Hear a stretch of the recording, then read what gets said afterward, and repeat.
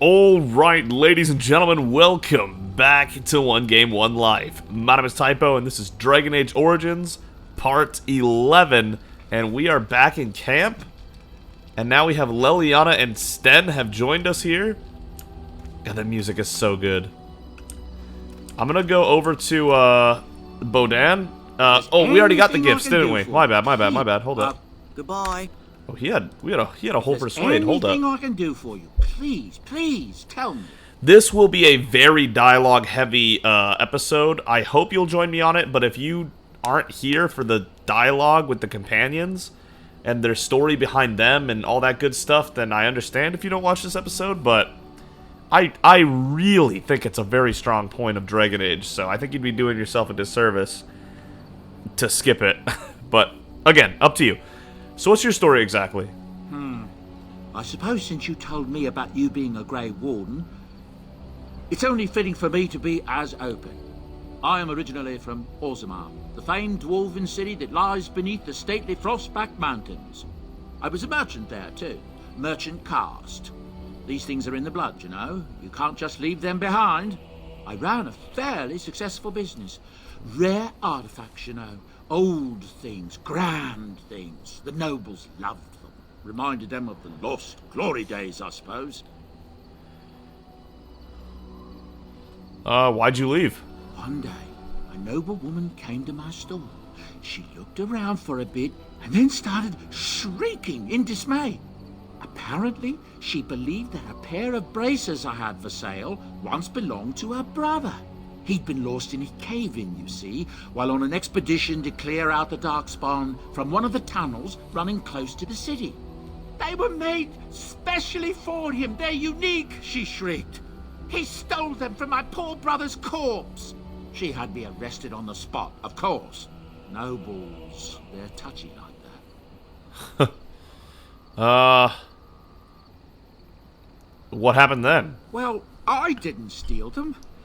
You see, I'd been paying these castless thugs to venture out into the deep roads for me. The lost ties, they're full of things that people left behind. Sometimes you can find a treasure, something worth a little gold. I don't think that's stealing. Yeah, better to do something with them than leave them to rot. That's exactly how I see it. The noblewoman, she wasn't too happy with the theft of her brother's braces. I don't know what they planned for me, and I didn't want to find out. Bribed the guard that was watching me and took off for the surface first opportunity I got. Never looked back. Hey, I think he did a pretty good job with this situation, not gonna lie. Fascinating story, thank you. You're quite welcome. Now, is there anything the boy or I can get you? Sandal, but where did these goods come from? Not the deep roads. Look, we don't rob people, all right? We don't take things from people that need them. The things in the lost ties, what good did they do lying there? I brought them back to Orzammar, where people could look at them and remember. It's not all that different up here. There are places long abandoned by the humans everywhere. Even more now with the Darkspawn coming. Okay, so you rob... you opportunistic scoundrel. What do you mean? People flee from the Blight with good reason, but they forget things. Things with value and meaning. They leave them behind because they're frightened and desperate. And sometimes, my boy and I, we find our way to these places before the Horde descends, and we save these things. I take them away so the Darkspawn don't get them. Is that so bad? They destroy everything they touch. That one's a little more sketchy, because, you know, they might return to their house one day. But if it's somewhere they'll never return, then I'm not opposed to it. Oh, boy.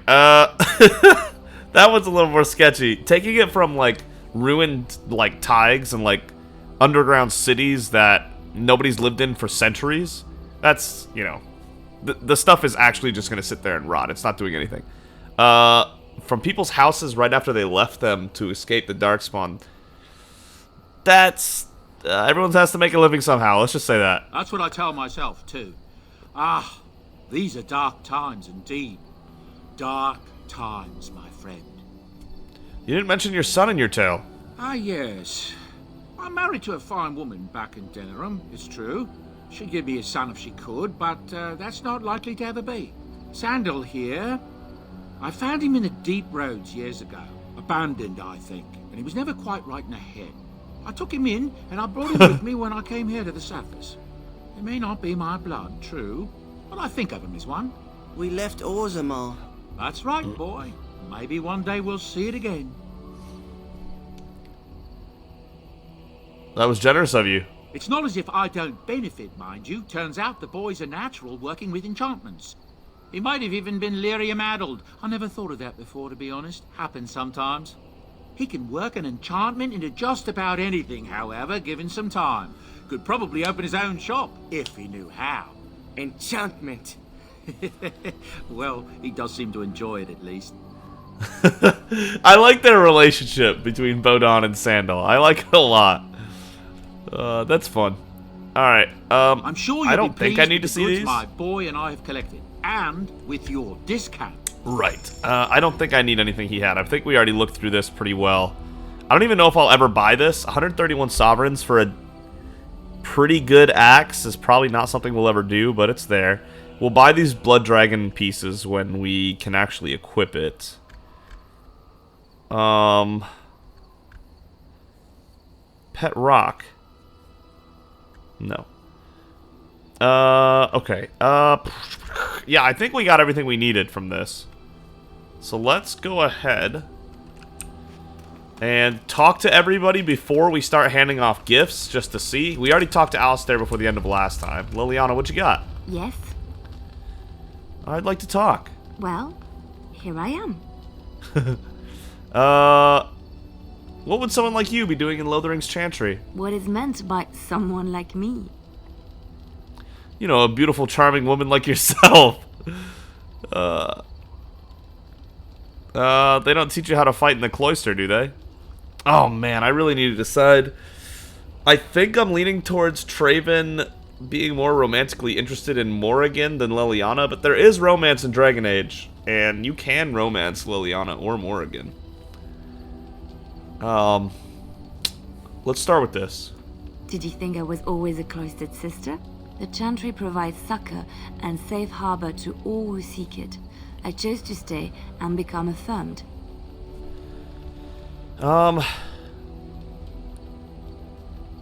So your skills were learned before your time in the Chantry? I was a traveling minstrel in Orlais. Tales and songs were my life. I performed, and they rewarded me with applause and coin. And my skill in battle? Well, you pick up different skills when you travel, yes? Yes, of course. Let's move on. Okay. Yes? That was short-lived. Like to talk. Well, here I am. What was your life like in the Chantry Cloister? Quiet. It was a life suited for contemplation. In the cloister, away from the fuss and the flurry of the cities, I found peace. And in that stillness, I could hear the Maker. But it was not perfect. Some of my Chantry fellows were condescending. That is the nature of religious folk, I suppose. Condescending how so? When I talked about my beliefs, that the Maker reveals himself in the beauty of his world, they treated me with disdain. They want to believe that he's gone, so that when he turns his gaze on them, it means they are special, chosen. He cannot possibly have love for all, the sick and the weary, the beggars and the fools. Yeah. That's kind of a testimony to things in the real world, aren't they?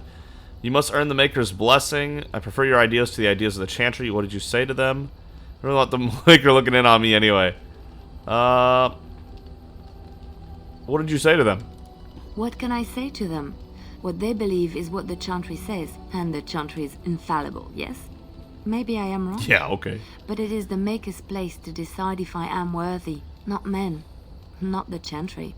But there is work to be done, and I have talked enough for now. Okay. Yes? We're having very neutiral conversations. I know I'm not Well, complimenting her very here I much, am. but I'm not trying not to force it either. This vision of yours. I knew this would come up sooner or later. I don't know how to explain, but I had a dream. In it, there was an impenetrable darkness.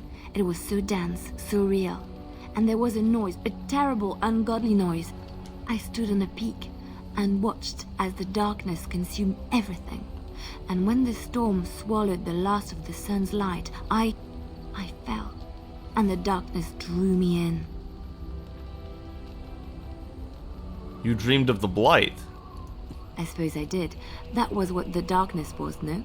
When I woke, I went to the Chantry's gardens, as I always do. But that day, the rosebush in the corner had flowered. Everyone knew that bush was dead. It was grey and twisted and gnarled, the ugliest thing you ever saw. But there it was, a single beautiful rose. It was as though the Maker stretched out his hand to say, even in the midst of this darkness, there is hope and beauty. Have faith. And this made you want to help me? In my dream, I fell, or maybe I jumped. I'd do anything to stop the blight. I know that we can do it. There are so many good things in the Maker's world. How can I sit by while the blight devours everything? That's actually really not a vision. I don't remember this part at all. Like I said, I remember the main story beats, but my memory is terrible. So even Dragon Age Origins, I'll forget. I've forgotten most of the dialogue. I've forgotten most of the story, other than the main bits. Like the beginning of the game so far, I remembered we became a warden, and I remember the ogre at the top of the tower, and that's about it. The Chantry says the Maker has left us. The blight is the Maker's punishment. Will you defy him? Suppose I couldn't sit by either. That is why you're a Grey Warden. Come, there's a blight to stop. +2 is something. Yes? I'd like to talk. Well, here I am. You were a traveling minstrel. Do you have tales to share? Of course I do. I love stories far too much to keep them to myself. Everyone should be able to benefit from them, I think. Oh, she's got a lot to say, actually. Tell me about Darkspawn. Chantry lore says it is man's pride that created the Darkspawn. In ages past, the mages of the Tevinder Imperium ruled much of the world we know. In their pride, they thought their magics invincible and imagined that they were greater than the Maker himself. So thinking, they invaded his golden city, planning to take it for themselves and depose their own creator. But they were impure and full of sin. And it is with the sin that they tainted the golden city, corrupting it forever. The Maker cursed them and cast them from his sight. Wherever they went, they spread the taint of their sin. Any land that was touched by the taint became blighted and would suffer no life. Instead, the Darkspawn arose to torment us and remind us of our hubris. Know any stories from Orlais? Of course, Orlesians enjoy telling stories. I shall tell you my favorite tale of Aveline, the Knight of Orlais. No way! Aveline, the Knight of Orlais. That name rings a bell? I think I know. No, I don't think that's who I'm thinking of is who they're referring to, but okay, interesting. That does sound, yeah, that sounds interesting. A long time ago, a girl child was born to a farmer. He had hoped for a son, not a daughter, and so he told his wife to abandon the child in the woods. Before the cold could claim her, the baby was found by a tribe of Dalish elves who took pity on the poor mewling thing and raised her as their own. Aveline, for that is what they called her, grew strong and quick and clever under the guidance of the elves. She learned to wield a sword as well as any man, could kill a deer with an arrow at 100 paces, and was as graceful on the back of a horse as she was on foot. Continue, please. Aveline's Dalish guardians saw that she could easily best any Orlesian chevalier in battle, and wanted to show the cruel humans the child they had left to die. They bestowed upon her a fine horse and armor, and sent her to prove herself to her people in the grand tourney. Now in those days, no woman was allowed to take up arms, let alone compete in the grand tourney, but Aveline kept her helmet on and was not discovered. Go on. Aveline won many events and gained the approval of the adoring crowd. Eventually, she came face to face with the knight Kaleva in the grand melee. Aveline had already bested him in the joust, and Kaleva was determined not to lose a second time. Out of desperation to regain his honor, Kaleva tripped Aveline and tossed her to the ground, ripping off her helmet as he did so. Silence fell upon the arena as Aveline was revealed. Kaleva declared the previous competitions invalid. A woman had taken part, and this was not allowed. But the crowd cheered for Aveline. Kaleva was furious, for he had lost to a woman and was now being shamed. Blinded Yeah. by his rage, he forced Aveline to her knees. "Know your place, woman," cried he, and slit her throat. Damn. I was hoping for a happy ending. The son of the king, Prince Freyan, was present. He recognized Aveline's skill and bravery and began to see the injustice done to the women in his land. When he was made king, he rewrote the laws of Olay so that women could also become chevalier. He honored Aveline and knighted her after her death.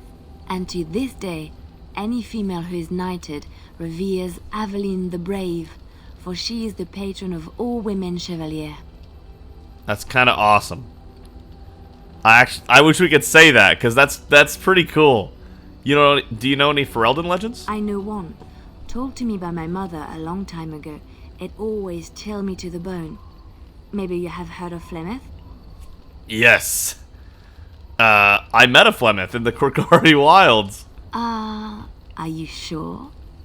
Was she the Flemeth of legend? Flemeth, the devourer of men? Flemeth, mother of witches? Flemeth, demon-touched, who dwells in the mists?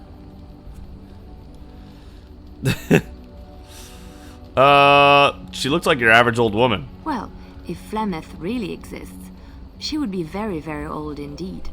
Ferelden mothers scare their daughters with talk of Flemeth. They say that if you're bad, Flemeth will spirit you away and bind you to her forever. They also say that Flemeth mourns her lost beauty and will steal yours through your looking glass if she catches you. Okay. Tell me the whole story. Flemeth's beauty was known throughout the land. She had hair like unto a moonless night, skin as pale as winter's first snow, and eyes as beautiful and perilous as the sea. When she came of age, she came to the attention of the Lord of Highever, Conobar, and he took her for his wife. Conobar soon learned that his young bride had the gift of magic. He kept this a secret, for he feared that she would be taken from him. Flemeth stayed with Conobar for some years, and with his blessing, she practiced her art. And then one day, a young poet named Osen came to the castle. Flemeth was captivated by Osen's voice, and he by her beauty, and they fell in love. This is kind of going along the story we know. Also, so, like, back in the day, they used to say, like, skin as pale as snow and stuff, like it was a good thing. And I agree. I also find pale skin very attractive. But, like, in the modern world, it's like tan skin is preferred. I'm not sure. I just feel like my conversations with friends have come up with that before. I don't know. That's something that's not important at all. It makes me think of it. I don't think we have time for the rest of the story. Ooh, the plot thickens. Flemeth longed to be with her true love, and she and Osen fled from Conobar's lands, seeking refuge in the Korgari Wilds with the Chasing tribes. They lived there happily for many a year, till the day Flemeth received news that Conobar was dying and longed to see her face one last time. Flemeth's heart swelled with pity for the man who once was her husband, and begged Osen to return to Conobar's side with her. But when Flemeth and Osen entered Highever, they were captured by Conobar's men, and Osen was slain in front of Flemeth's eyes. Flemeth was imprisoned in the highest tower of the castle, there to await Conobar's judgment on her. Distraught at the loss of her love, Flemeth plotted revenge against her husband. She summoned a fey demon, intending for it to wreak vengeance on Conobar. But a spell went awry. The demon possessed Flemeth. Turning her into an abomination, the halls of the castle ran red with blood as Flemeth slaughtered Conobar and all his men. The last of Flemeth's humanity melted away, and at dawn, she stole back to the wilds to plot and scheme for 100 years. They say she took to her side many chastened men, and with their help begat her daughter witches, who even now prowl the dark places of the Kokari wilds. Okay. Huh. A lot of tales about Flemeth that, like, all have some of the same story beats, but different details. Flemeth is like this epic figure in Ferelden history, clearly. There was another story I wanted to hear. Which one? Do you know anything about the Dalish? I have heard a little about how the elves gained their freedom from the Tevinter Imperium. When Andraste began her exalted march against the Imperium, the elves joined her cause to fight their masters. The great elven leader, Shatan, born in captivity, rose up to lead his people. He foresaw a future where the elves were free. Shatan was killed when Andraste was betrayed, but the elves continued to fight, eventually breaking free of the Imperium. The elves claimed the Dales in the south and settled there in a land of their own. It didn't last. The elves lived in the Dales for centuries. They resurrected the worship of the elven gods and would allow the building of no chantry. This angered the chantry, and the hostility between the two factions finally broke out in open war. Always The religion, chantry says causing the elves wars. struck first, but I do not know whether to believe it. The chantry declared a wholly exalted march against the elves, named for Andraste's similar march against Tevinter. During the exalted march of the Dales, the elven cities were sacked, and the elven state completely dissolved. Some of the elves bitterly accepted their fates and surrendered to human rule, living in the human cities as second-class citizens. But others, still fiercely proud of their heritage, refused to bow to the humans, and instead became homeless wanderers. They were the elves of the Dales, the Dalish. Dude, the lore of this game is so good. I'm so captured by it. That's all so interesting. And man, humans are always a problem, aren't they? In every story. What do you know about Andraste? Andraste was the Maker's chosen. The Maker had long since abandoned the world when the sound of her singing turned his ear. Beauty, grace, and wisdom enraptured him, and he offered to take her from this flawed world to become his divine bride. But Andraste had an earthly husband and would not forsake him. Instead, she beseeched the Maker to return to his people once more.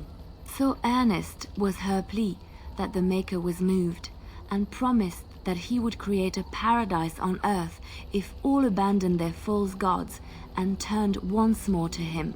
And this is why Andraste began her exalted march on the idolaters of the Tevinter Imperium. Oh man. The Maker granted her his powers with which to smite her enemies. Andraste brought the Imperium to its knees, and her victories converted many to the worship of the Maker. That sounds like a trap to me. I don't know, the more I hear about this, and I don't remember much about the talks of the Maker in Dragon Age 2 and Inquisition. We're gonna have to see if that holds true here. But the more I hear about this, the more I think the Maker is gonna be a big villain in Dragon Age at some point. To say something like that, to say that I'll only help the people of the world if everybody idolizes me, every single one, and if they all don't, I'm not helping, is such a villainous thing to say. And it makes the Chantry want to, like, spread their religion, like, for the sake of all, right? So they think they're doing a good thing. Man, I don't like that at all. That seems extremely villainous, to have a faith that is like that, where it won't help unless you idolize it. That's just an egomaniacal, villainous thing to say. I don't like that at all. I think the Maker's going to be a villain at some point. I still think that's true. Let's see. I'm sorry, I got on a side tangent, and none of these conversation options have anything to do with what I was talking about. I do, though. I think, and I could be wrong. Maybe when we play Dragon Age 2 and Inquisition, I'll get a different vibe. But right now, the vibe is Maker is evil. He also just sent the Darkspawn down because humans entered his city. That one I'm not so sure on, because it sounded like the people who went there, according to the stories, were kind of like not good people. So that one's less grounded. I don't know. Still making a lot of people suffer for others' mistakes. It seems like he's a villain. Tell me about Shartan again. How did Andraste die? Alas, it was the frailties of men that betrayed and killed Andraste. Her earthly husband, Mafarath, a chieftain of the Alamari tribes himself, grew jealous as his wife's popularity and influence overshadowed his own. She was also revered as the Maker's betrothed, and Mafarath began to see their own bond waning in significance as Andraste became ever more devoted to the Maker. Out of envy and spite, Mafarath made a pact with the Archon Hysarian of Tevinter, allowing his beloved Andraste to be ambushed and captured. Andraste was burned at the stake in Minrathos, the capital of Tevinter. Bad way to go. That's a bad way to go. Wow. Yeah, why did the Maker not save her with his power? I have thought on this too. Did he withdraw his sight from her at that moment? Where were all the powers he bestowed upon her? This question has come to me many times. That's what I'm and saying. I have no answer. Bro, Perhaps I don't like there it. was no way for Andraste to return to the Maker but through her death. We will never know for sure. Or maybe her death let the Maker finally have her instead of her earthly husband? I'm telling you, I don't like the Maker. He sounds like a villain to me. Alright. Let's just move on.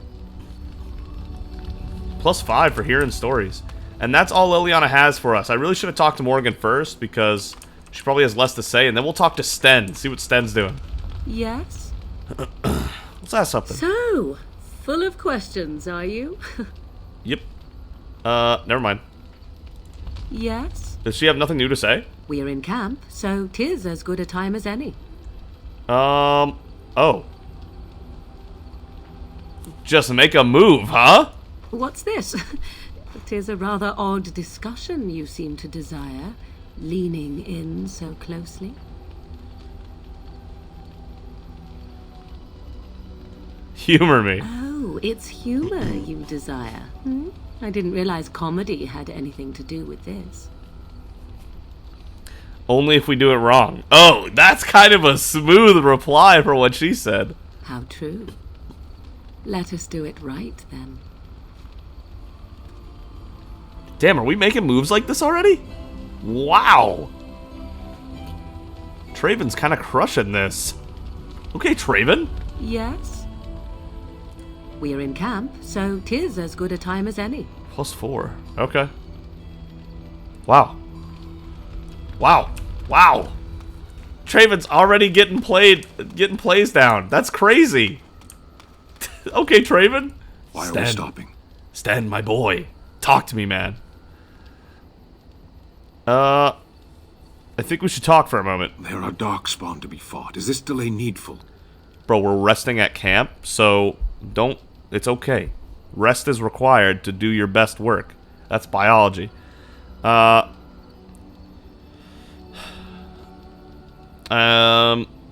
you alright? You were in that cage for weeks. You are concerned. No need. I am fit enough to fight. You said you were in the army. I am. Have you ever fought in a war? I have always fought in war, elf. Elf, okay. Tell me, Kunari. So you must know your way around a battlefield, then. Some of them. They aren't all alike. Okay. That's kind of a sarcastic answer, but that's kind of a wise answer. He's kind of right. Yeah, wow, that one actually kind of hit pretty good right there. I've never seen a Kunari before. Tell me about your people. No. Okay, I was expecting more than one word. Yeah, I wasn't expecting that. Get used to disappointment. People are not simple. They cannot be summarized for easy reference in the manner of, the elves are a lithe, pointy-eared people who excel at poverty. Whoa!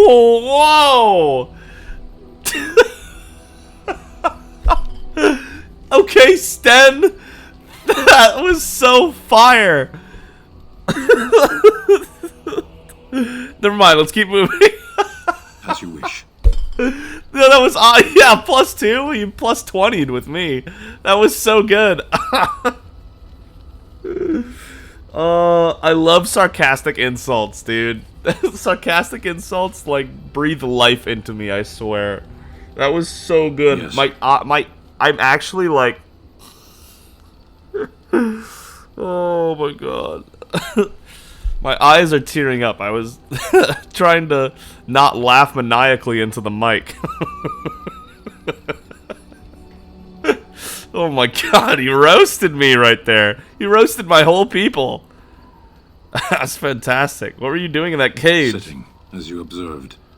Okay, that was sarcastic. Cute, you're the silent type, I see. Very funny. Thank you. Are you going to answer my question? I did. Parshera, was there anything else? I have a question. I am hardly surprised. I bet you're not. Why'd you come to Ferelden? To answer a question. What was the question? The Arishok asked what is the Blight. By his curiosity, I am now here.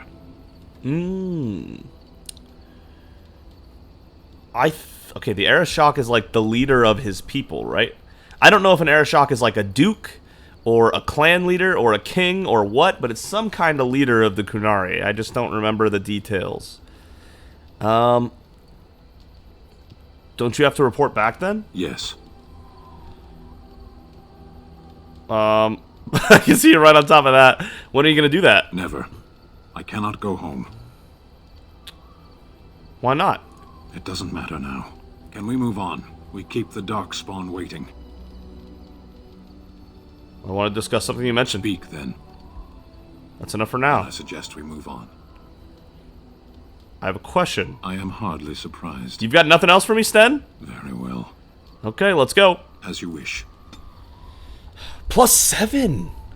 Okay. Where are we at with everybody here? Let me see before we start giving gifts out. +3 with Alistair. We've not done well there. Morgan is interested, and I think romantically, at 38.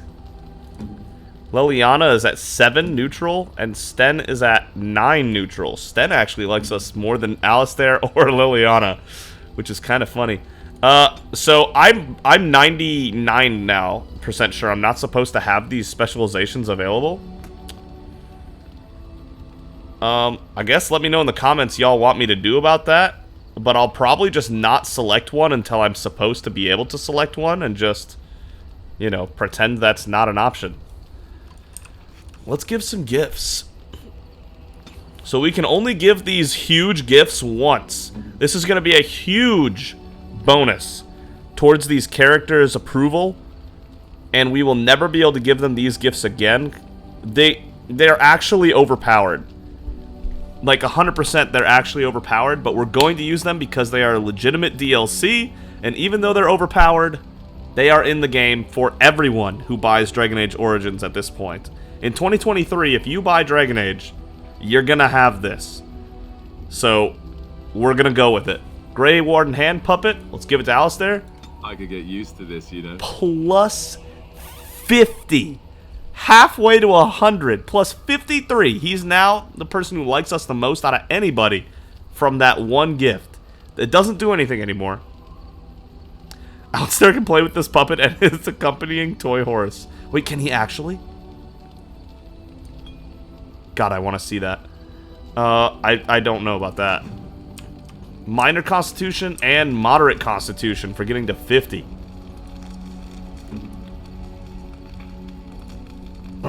Still neutral until we have a conversation, I guess. But damn, yeah, his Constitution went up 2. Okay, got it. So now we know. Mild is +1 and Moderate is +2. It's something. Every level up is 3 stat points, so 1 more and he's got a whole level up worth. Something on your mind? I have some questions. Of course. See if we have any new dialogue here. What changes about you after the joining? We do have a few new things we can talk about now that he likes us more. You mean other than becoming a Grey Warden?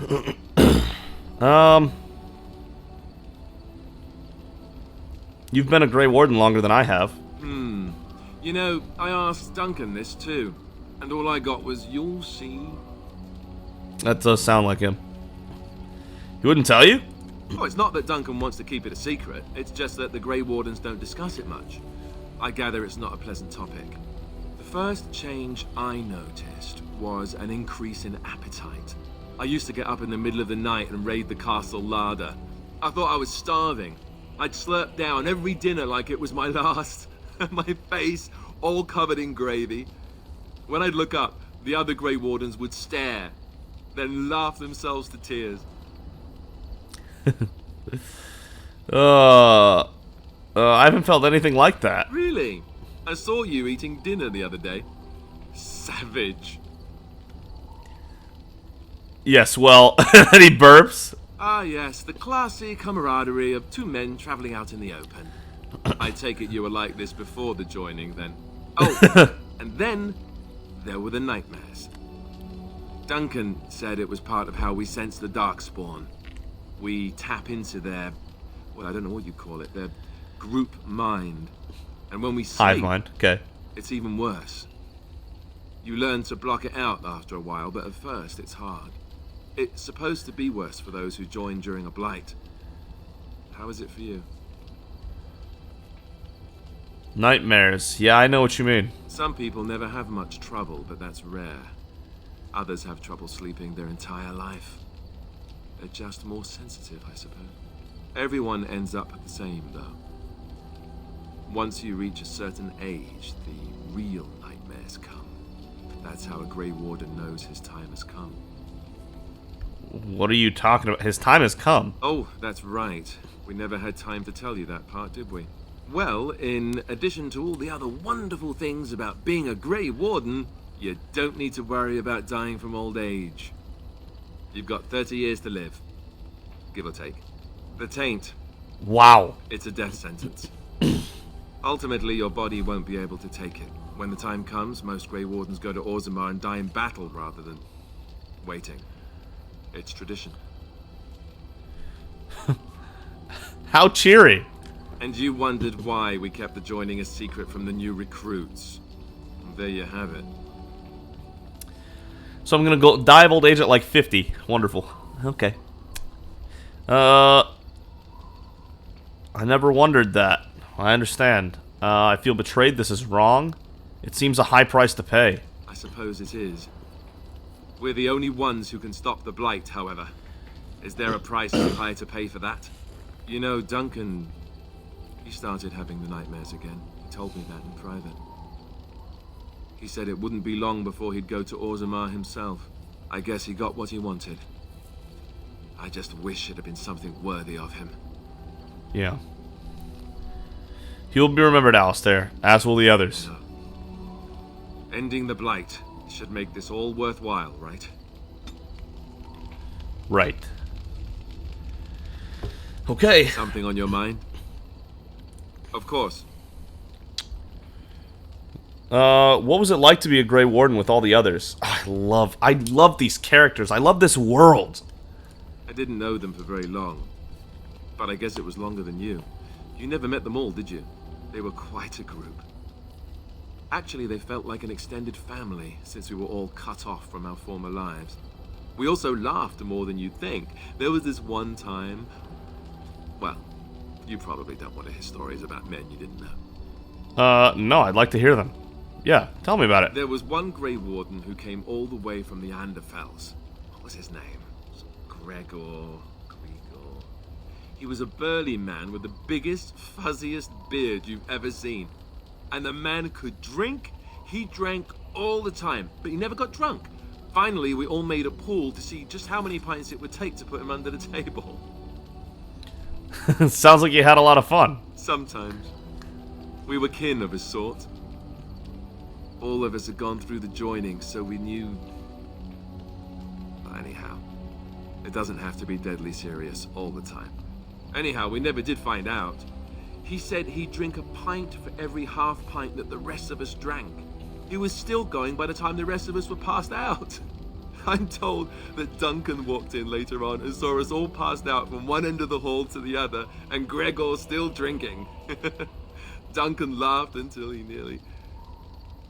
Until... Oh, that was so happy, and then he lost the trail. I'm sorry. This must be hard for you. Yes, I suppose so. I thought I was done with this, but it just struck me that I have nothing to remember Duncan by. Nothing at all. There's no body, not even a token of his that I could take with me. That must sound really stupid to you. Not at all. I just would have liked something of his to take with me, that's all. Well, there's no use in moaning about it, is there? He's gone. Let's just go. Another +3 there. Does it update what it says here? 59 warm. That's nice. Thanks, Alistair. I'm wondering something.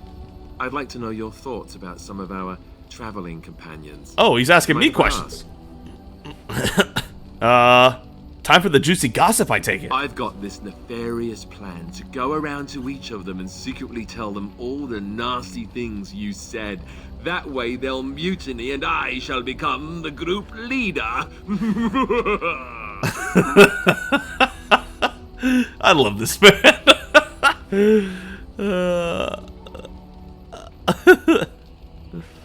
I wouldn't trust you to lead us to lunch. Damn! If you want to lead, all you have to do is ask.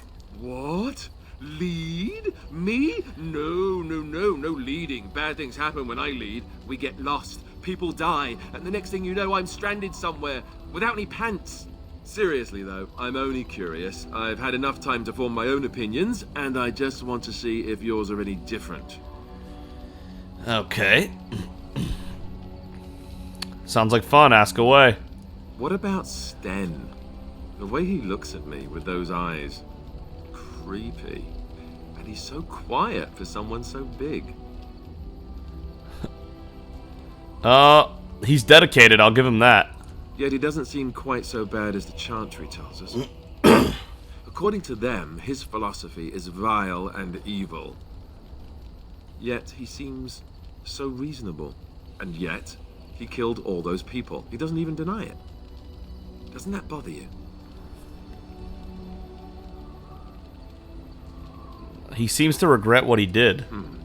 I'm not so sure that his regret means the same as it would for us. The Kunari sense of honor is a bit hard to grasp. For me, anyway. What about Leliana? Is she crazy? Or do you really believe in her vision? I believe... This is the perfect answer. I believe that she believes in her vision. That's exactly what I wanted to say. That's one way to put it. I don't know what to make of her. If you look at her when she doesn't see you, she just looks so sad. I almost feel guilty taking her away from her life. It was her choice. Yes, I know. Still, I feel badly for her. Morrigan, do you trust her? Think about it. Maybe Flemeth sent her with us for some other reason than she said. Probably.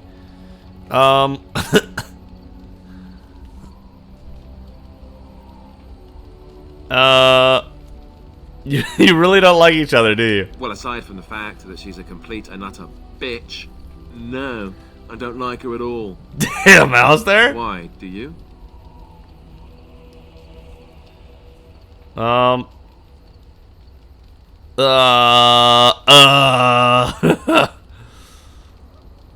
I think she's beautiful, don't you? Sure, let's throw that at him. Sure.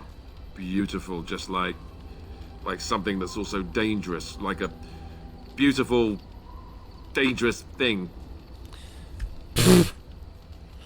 Admit it, you want her. Whoa. You have quite the way with words. Like a dragon or a storm? Yes, one of those, but more evil. Just tell me one thing. Is it true what the others say? Do you have a thing going with Morrigan? Tell me it's not true.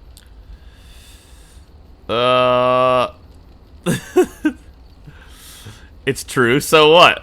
Great. So they were right. Well, it's your funeral. Enough. I think my curiosity is sated. Let's get back to it, shall we? Alright. Is that another 3? Are we getting 3 every time we talk to this guy? We are. That's funny. Oh my god, I'm running out of time and we're not done talking yet. What is happening? On your mind? Of course. There's so much dialogue. Tell me about the Grey Wardens. I think he's already done this. Such as they are. Well, oh, no. About the Grey Wardens. That's just gonna make him upset. Let's not do that. Fair enough. Something on your mind? Questions? Of course. If you were raised in the Chantry, have you never... Never what? Had a good pair of shoes? You know what I I'm mean. not sure I do. Have I never seen a basilisk? Ate jellied ham? Have I never licked a lamppost in winter? Licked a lamppost in winter. Sex? Oh, so that's what we're talking about. Well, if you really want to know, you tell me first. Honestly, no, I haven't. I don't think Traven has, growing up in the tower like that. You see how close together all those beds were? Do you know how awkward that would be? I myself have also never done it. That. Not that I haven't thought about it, of course, but you know. You haven't? I was joking. What a ruthless and evil thing to say. Oh, I see. You lack the proper parts. You've never had the opportunity. Well, living in the Chantry is not exactly a life for rambunctious boys. They raised me to be a gentleman. That's not so bad, is it? Oh, no. You tell me. I've no urge to rush into anything. We may not even survive what is to come, after all. Enough. I don't want to talk about this anymore. Let's go. Okay, no approval there. Fair enough, Alistair. I don't blame you for that one. Okay. I guess I have to... God dang. I guess I gotta leave this here. Man, I hate to do that, but I think we'll save the rest of the conversations for another day. Because I want to have some action between episodes. I don't want to do 2 dialogue episodes in a row. So, we're going to have these conversations again after we get something done in the real world. So, thank you so much for watching. If you enjoyed the video, consider giving it a like. And if you really enjoyed it, consider subscribing. Either way, thank you so much for joining Traven and I on this journey in Dragon Age Origins. And we'll see all of you for some action, probably. Nah,